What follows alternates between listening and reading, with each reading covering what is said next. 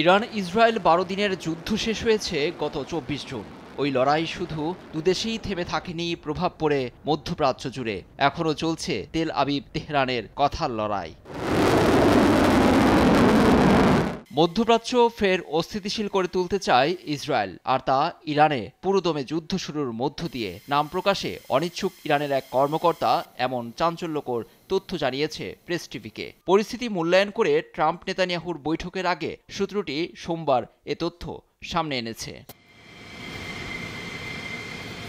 Israeli প্রধানমন্ত্রী Netanyahu নতুন করে ইরানে হামলা চালানোর যে ষড়যন্ত্র করছে তাতে মার্কিন প্রেসিডেন্ট ট্রাম্প বাধা হয়ে দাঁড়াবেন এমনটা মনে করেন না সূত্রটি। তবে প্রস্তুত আছে তেহরানও। ইরানের ইসলামিক বিপ্লবী গার্ড IRGCর উপদেষ্টা মেজর জেনারেল ইব্রাহিম জাব্বারি দাবি করেছেন, ইরান যদি টানা ২ বছর ধরে ইসরায়েলে হামলা চালায় তারপরও ক্ষেপণাস্ত্র ও অন্যান্য অস্ত্রের মজুদ ফুরাবে না। ১২ দিনের যুদ্ধ শেষ হলেও তেহরান সবসময় প্রস্তুত বলেও হুঁশিয়ারি দেন এ উপদেষ্টা। লুৎফর কবির, নিউজ ডেস্ক, দেশ টিভি।